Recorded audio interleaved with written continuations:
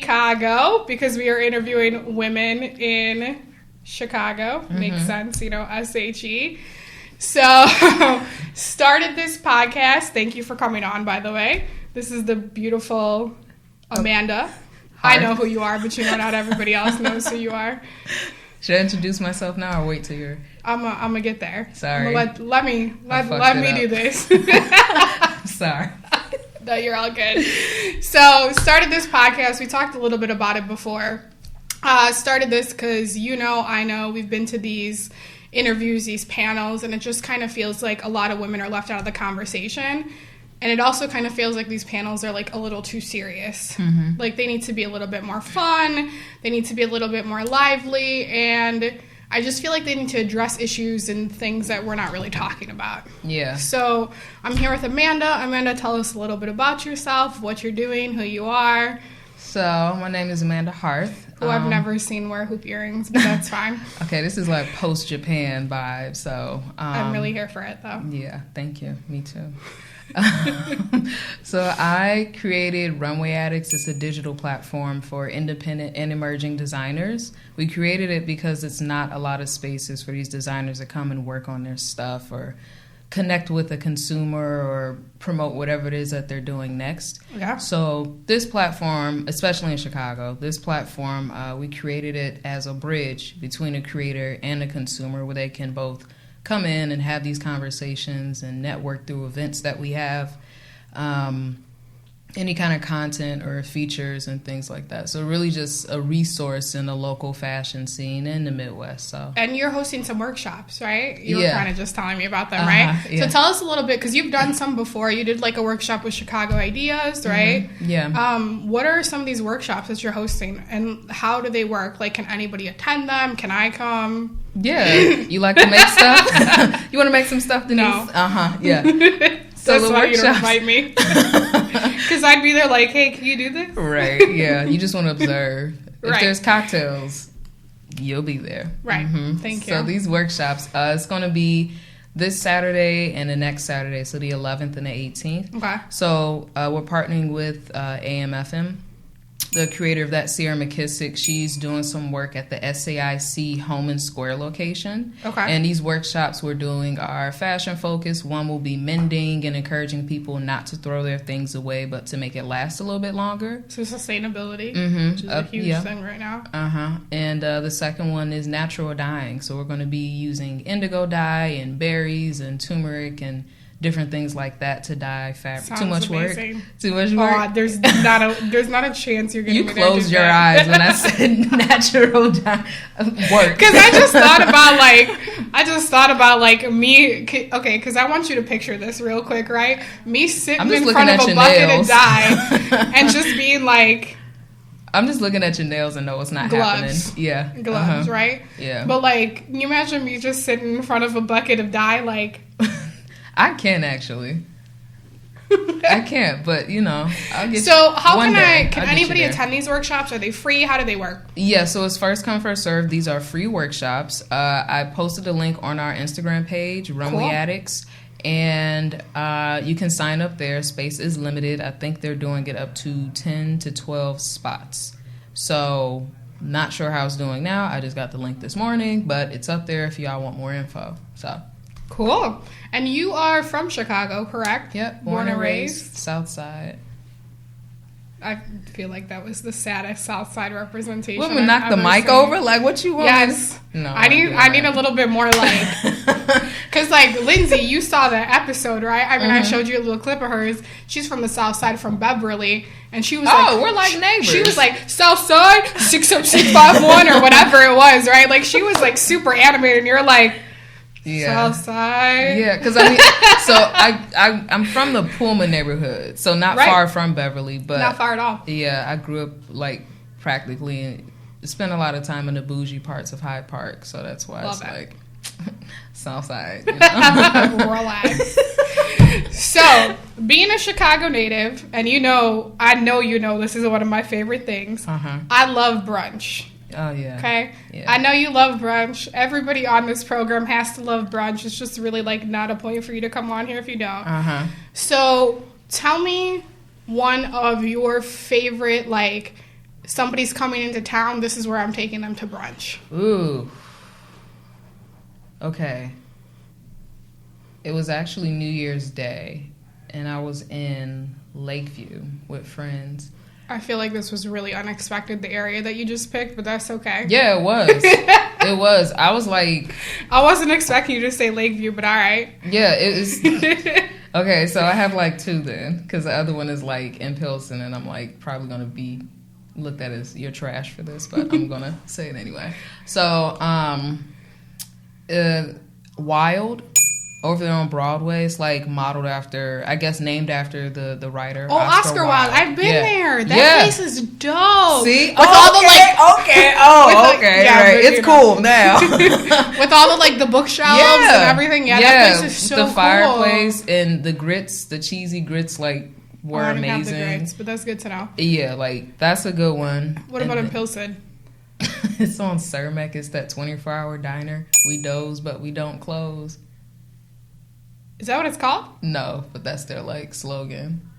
It's so greasy and not good for I feel like I know what you're talking about. I can't think of what it's called. It's okay. We'll find it. That's what Andrew's for. Easier to do that research. But that's late night, coming in. They're always packed at 2 or 3 in the morning. Right. It's along a trucker stop, so it's tons of that's perfect. Open space. There's nothing around there. I love a 24-hour diner. Oh, yeah. Yeah, I'm so, a night speaking of brunch food, what is your favorite? Are you a sweet or savory person? Savory. What's your go-to? If you can go to a brunch spot and you can order, what is your... I love corned beef hash. Really? Yeah.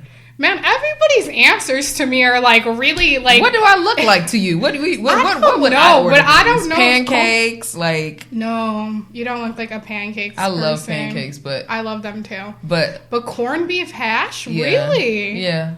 It was one of those things where it was a random thing my dad made for us. Probably random for me growing up, because on the weekends my mom worked at the University of Chicago. Right. So he was stuck in the house with 4 kids, so he would just make as much as he could for us, while we're running around Saturday morning. So corned beef hash was one of them. Really? And so I get corned beef hash, eggs, and pancakes. Pancakes, right? Yeah. I'm the same way. I always like that little bit of side of sweet. Yeah. To really top off the all meal, the butter. right? Girl. Omelet, pancake. You know what I mean? All right, so you were going to anticipate this question, or I feel like in your mind you knew that it was coming. How do you feel about a boozy brunch? How do you feel about drinking at brunch? That's one of my favorite pastimes, day drinking. Yeah. Thank you. And sure. what are you drinking at brunch? If I'm being cute, a mimosa. Right. And if I'm not, have that cute moment. Yeah. And if I'm not, I'll just go for the bourbon on the rocks. I mean, I knew that answer, but every time you say that answer, I'm because you know why I think that answer is so interesting? Because I feel like you have so many girls that are I want to be a badass, so they try and order a dark whiskey, and then they just sit there and they're no, I'm and I mean, I've seen you sip bourbon, right? I've seen you sip that dark liquor and you just take that shit back. And I feel like other people are oh my God, I love whiskey. And it's just I mean, look, in your 20s, I was almost stuck in Vegas at one point, one night, just drinking liquor on an empty stomach, all of it whiskey. That was years ago. So now it's just pacing myself, and I probably need to... Which, isn't the worst thing in the world. Oh, yeah. Uh-huh. All right. So, safe to say you're a fan of drinking. Thank you. Really. Because some of this podcast really doesn't work if these answers don't really align, right? If you're true. oh, I don't drink, it's that's when, Andrew has to cue, the cricket noises coming up, right? So, I'm going to list off some scenarios. Okay. And I want you to tell me what you're drinking in each of those scenarios. Okay. So you're going out for a night with your girls. You're this is cute. This is the moment. I'm out with the girls. Might meet a man. Might fuck around and not meet a man and just be cute. What are you drinking? Gin and tonic. Thank you. All night. I'm a vodka soda. So, we're pretty close. We're in the same. Okay. We're in the same. We're clear. Got it. Yeah. We're on the same page. Mm-hmm. Maybe separate pages, but in the same book. You know what I'm saying? Yeah. Okay, gin and tonic. That's safe. What about if you're on a first date? Ooh. I probably won't get a cocktail if it's a first date. What? Yeah, probably not. I probably won't. I'm trying to think. I'll probably get a beer. A beer? Yeah, I'll probably get a beer. Very well-rounded. I'll get a Stella Artois. You're very well-rounded. I like it. Yeah. What if the date's going bad? You're like... Bourbon on the rocks.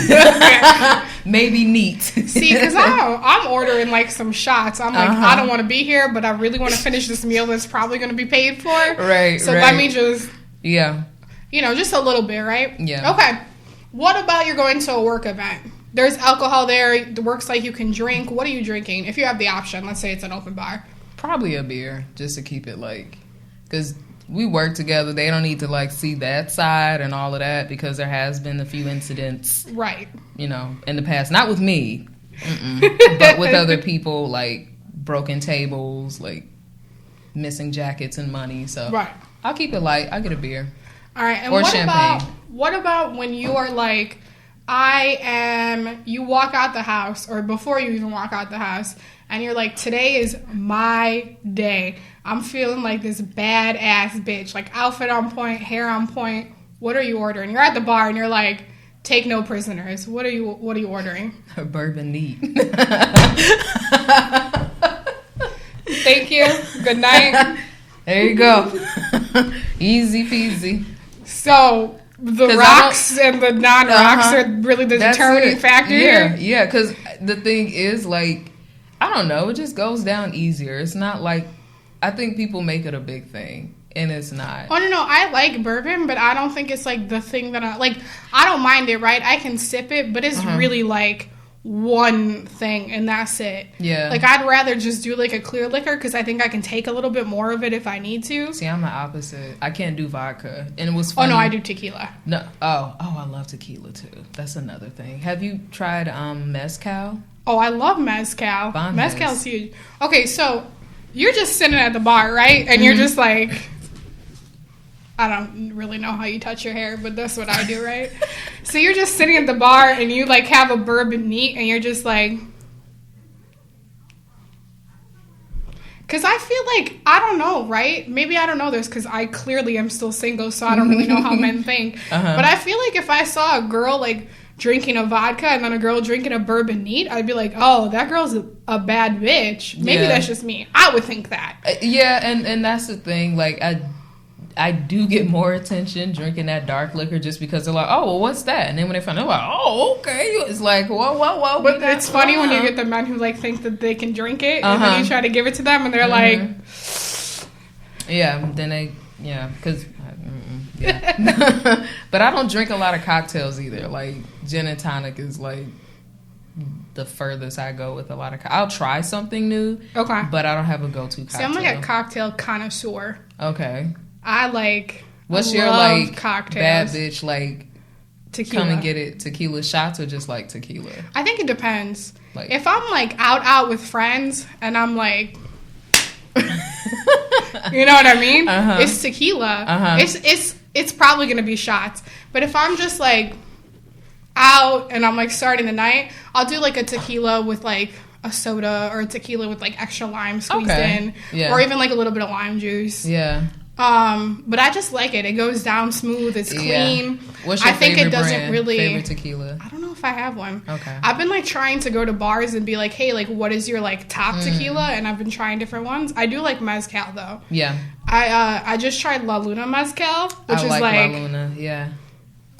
La Luna's good. You know, next episode. I'm just kidding. Okay, so speaking of feeling like a bad bitch, you're at this bar, you're sitting there... You're drinking a bourbon neat, not on the rocks, just so we're clear here. So you're drinking a bourbon neat. What are you wearing? You walk out the house. Like, what is your, like, bad bitch go-to outfit? So I'm a denim head. And I know that. Obviously. And what I'm looking to do now is figure out more ways to incorporate denim into my wardrobe, but more like a tailored kind of look. Because a lot of times it's casual, and every now and then you might see something that's kind of like a dressy denim thing. Okay. But a good in between. So for me, Probably like a medium wash skinny jean, maybe high waist. Show off the shape a little bit more. Mm-hmm. Either a white button down or like a denim button down and have like a cute little lacy joint underneath. Throwing some Dior, hoops. I've literally never seen your hoops. I need you like? Excuse me? You can't see me on this camera here. But she lying to you about wearing these hoops all the time. Like, since I've gotten back from Tokyo, because I had, like, my box braids. Right, I saw that. So it was a vibe and, very much. Staring. So, lots of staring. So I was like, okay, I'm going to keep wearing these hoops. But I like it. It's a simple, feminine touch, effortless, classic. Okay. So, in terms of style, so we're talking denim, right? Because I know that you're a big denim. I actually don't think I've ever seen you in non-denim.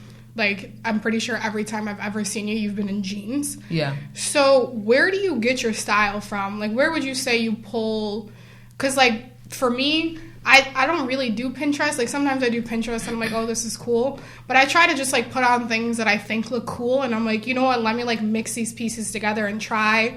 Or, like, I see some girl walking down the street and I'm like, oh, that's so dope. Let me recreate that. Where does your style come from? Like, how are you putting things together or... whatever it may be? So I have a thing for like blue collar, that era in denim, the blue collar era. So workwear. I used to work at Levi's. I worked there for a little bit, but even before then, I did a study on denim and how it connects to American culture in Chicago, because this is a huge like blue collar working city. So for me, like, first things first is like functionality and comfort. Okay. And then from there, I'll add on like other things or layers or, Do you find Levi's comfortable? Well, it depends on the cut. I'm starting to kind of get away from Levi's because you really gotta dig before you find something sometimes. Like a good pair of like lasting denim. Yeah, I have a tough time with denim in general. I feel like, at least, I don't know, and you're curvy too, but in a different way, right? Like, you're just shaped a little differently. But for me, like, I have a struggle getting them to fit. Like, if they fit here, they don't fit there. And then it's like they gotta fit over that little pooch that I got going on. But then it's like when I pull them to my waist, they're too big. When they're on my hips, they're too small. But I like to wear my jeans high too. Yeah. And I think that's, for me, like, the jeans being high is like a comfort thing. Like, I don't, growing up, I was heavy. And so I always like to wear my pants higher to kind of cover that, like, lower tummy area. And so it's just, like, stuck. But I feel like finding high-waisted jeans when you're 5'3", but you're, like, curvy is tough. Yeah. And I don't know, for me, like, I could never find Levi's because they didn't stretch at all. Yeah, and they have some that do stretch. They have some that don't, but it's like it only lasts a year if it has stretch. That's been my issue, is it's too much stretch, and my thighs rub together when I walk. Same. So the fabric wears out even faster. Right. So one brand that I've been wearing on and off has been like Dearborn Denim. They're a local Chicago brand. And they're experimenting with different things. I'm not sure about like the sizing, how high they go. But I know they are like working on different kinds of cuts as well to appeal to everybody. So that's one good brand. And I'm actually working with my friend to make a custom pair for myself because I can't find a good pair of lasting denim. I think most women cannot. Yeah, his brand is a Charles Miller denim brand. Okay. And him and I have been talking, so he's going to send me a few sample pieces and then tailor it to... Charles. Charles. Charles. Look at Charles Miller brand. Look at I need some denim too, friend. Yeah. Okay. So, thank you. Because I really didn't know all this about denim, but I know you know so much about this. Denimcratic. Denimcratic. You will love their stuff because what she does is she actually either makes it from scratch and super like customized. Yeah. Or she does upcycling. So she'll take pieces of old denim and repurpose it into a whole new outfit. That's cool. Okay, we're going to need to add all of these to the podcast. Yeah. Just add like a running little list there. She's Chicago-based too, yeah. Beautiful. I love it. So I really, really like that you do, and I think the reason I wanted you on here is because you're so Chicago-centric, and that's kind of what this podcast is based around is obviously women in Chicago and like the things that they're doing. Mm-hmm. So obviously you're doing all these things in Chicago and you're kind of trying to find a way to make this community better and make sure that people are buying within their community. But how would you say you're impacting this world? Because I feel like this is the part that I talk to about everybody, and sometimes their answers to me are so like different than what I anticipated, right? Because I have something in my own mind where I'm like, oh, this is how I think this person that's on here is impacting, and then they give me their answer and I'm like... Oh, it's probably going to be the same situation because... So how do you feel like you're making an impact in this world? I think in Chicago... I always hear anytime someone comes to an event that I'm doing or sends me a message on Instagram or Twitter or I get an email and it's like, I didn't know that they did fashion here in Chicago. Right. And what a lot of people don't know is that Chicago fashion has influenced global fashion in a big way, like for years. Like, you can't really go anywhere without, like, a Chicago Bulls jersey or sneaker or anything related to... Everywhere. Michael Jordan. Especially overseas. Like oh, yeah, for sure. So, that's just one example. But just really creating a space and a platform for creators to show their work, whatever it is that they want to do. That's really... I don't have a problem with being behind the scenes and not being seen. I think it's more important for me to shine a light on someone else and give them that opportunity and give them that space and that time to show whatever it is that they want to show. So that's how I'm impacting, is just being that space for people. But also like being behind the scenes.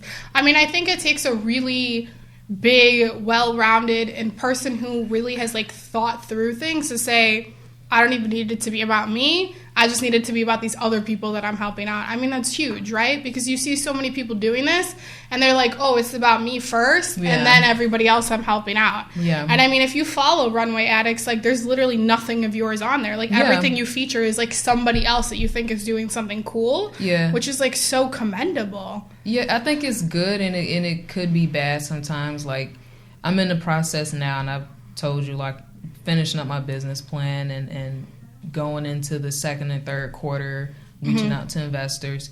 And some of the research that I read, like, they really encourage the founders to be a personality with the brand. Okay. So it either helps or it hurts, I think, sometimes. So knowing that range, when to put more out there and when to pull back. Like, this is new to me. I don't do interviews like this. Yeah, but I love it. I'm here for it. So, yeah. Thanks for coming on. Thanks of course, anything for you, Denise. Anything for you. So. I really like when people say that to me, so thank you. You knew that was coming. I feel like you anticipated that. Come on now, it's 2020. You got to do better, Denise. Come on. So, I feel like they tell you to love yourself, and I very much love myself. Yeah. So, that's kind of where we're at. Got it. Got to love yourself first. Love that. Love that. All right. So, we are almost done. The last thing that I want to know is what a day looks like for you. So we talked to each woman, and I kind of have them. So you talked about your impact a little bit. So obviously the way you're making an impact, you also have a full-time job, right? I do, yeah. Right. So you have a full-time job. You're doing all this on the side. So walk us through, like, what a slower day looks like for you. Like, you don't really have too much to do. What does that look like for you? So tomorrow will be a good example of that. So if I'm not working a full day at my job, what I do is I'll go to an appointment, meet with people, network, and then I'll spend time like working on my website, planning for the next few months. Wow. It's a lot of like online and sitting down, a lot of emailing, a lot of following up, connecting on social media, and then there's also like the footwork part. Like if there's an event that night, then that's where I'm going to. So I'll probably spend a good part of my afternoon emailing people, making phone calls, texting people like, hey, what's up? Like, let's meet, whatever. Except when she doesn't text me, but that's fine. Sip this water. Just kidding. So, yeah, and that's pretty much like my Saturdays and Sundays times two. Okay, what about like a longer day? What does that look like for you? Or like a really heavy day? So I get to work, I leave work, even throughout the day at work, like I have a full-time job and I'm a part-time entrepreneur right now. That's probably the best way to put it. So even at work, like any downtime that I have, I'm sending emails or stepping away to make a phone call or texting, social media. And then as soon as I get out of there, then I continue doing that unless I have like some place to be or an event or... how would you say you're handling it all? Like, how would you say these long days, these short days, how would you say do you think you're doing well handling it? Did it take you, was there like a build-up process to being able to like handle all these things that you're doing, or? I like to work. I don't have a problem with working hard, which was an issue because I was working harder and not smarter for a while. Which I think is a huge thing for a lot of people, is I feel like you think like staying busy is working versus like, is the stuff that you're staying busy with actually relevant to what you're supposed to be doing? Being productive. Right. That's really where I've been at the past 2.5 years, is being more productive. I thought you were about to say 2.5 months. 2.5 years? Okay. Yeah, I'm a slow learner. I know, because I like to work, like, and telling people no. That was something that I had to learn. I'm still getting better with that, but it's also like, it may be a good opportunity, it might not be. It's always something to take away from every good and bad experience. Right. And, you know, the reason I brought women on this show and the reason I wanted to do women specifically is because a lot of their answers end up being the same. Regardless of, you know, maybe they give slightly different answers, but like a lot of women have said, I have a tough time saying no. And I feel like that's a very big thing for women, because a lot of our lives we're told to appease, right? Oh, absolutely. Appease men, appease other people, appease your parents, appease your partner, you know, and I feel like you do all that and then all of a sudden you get to 28 and you're like buried in things because you're like, oh yeah, I can come here. Oh yeah, I can loan you money. Oh yeah, I can drive you here. Oh yeah, I can meet you here. And then it's like all of a sudden you're doing all these things where you're working harder, but you're not working smarter because you're not saying no to people. Exactly. Yeah. And then it just, you get upset, you get stressed out, you have a moment or 10, and then you realize, like, okay, some things have to change. How do you handle those moments? Like, let's say you do have one of those moments. What do you do? I do something I don't normally do. Whatever it is, I don't know. So it's either that or I go, I do something I don't normally do. So I go outside my comfort zone and go somewhere where nothing is expected of me, where I can just kind of be with my thoughts or just walk and just be by myself. Okay. I love that. So a lot of times the museum is one of those places. And I'll just kind of wander around there for as long as I can on a free day. Right. Or something like that. But I find myself just walking sometimes. Right. Walks through Hyde Park where a phone gets left on a park bench. You, not me. That big ass case. I don't know how you did that. That big yellow one. That big stupid yellow phone so nice, case. Though. That girl was by the CVS like, yeah, I think you lost. I was like, she's like, was this a toy? Right. They're like, those guys took it and then they kept walking. I was like, oh, it's gone. And it's like going this way. I know. Thankfully, I had my other phone to track it, though. That was amazing. All right. So you gave us some really good advice, but what is one piece of advice you want to leave us with? Like, it can kind of really be anything, right? But there's one piece of advice that you're like, I'm signing off of this podcast, but I really want you to know this before I go. Oh, my goodness. It doesn't even need to be advice. It could be like, this is a lesson I've learned. Yeah. Like, take care of yourself. This is legit. Like, no, I know. This life is brief. And a lot of people say, like, reincarnation, all that has yet to be proven as far as I know. And this is it. Like, once you're done, you're done. So there is no right and wrong when it comes to making choices. Just make a choice and make it right. I love that. Yeah. Take care of yourself. I've been reading books. Right. I feel like you're a little too elevated for me. Like, I'm here and you're like enlightened and like... Girl, shut up. I learned a lot of stuff from you too. Cut it out. She's like, I came on this podcast to enlighten y'all. It wasn't easy. It was definitely a journey, you know, getting there and doing all of that. So I'm just excited to be in the place that I'm in now, and I really look forward to succeeding and helping others succeed, you know. It's amazing. So yeah. Thank you for coming on, yeah, girl. Chicago. Oh, it was wonderful to have you. in partnership with Evolve Her. Yes, in partnership with Evolve Her. We have not elevated to mugs yet, but That's all right, girl. for thinking of Etsy, me. Get 6 for 12, whatever. Thank you for coming on. Thank you for having me. I will see you soon. Let's do this again. Let's do a show. This is a show.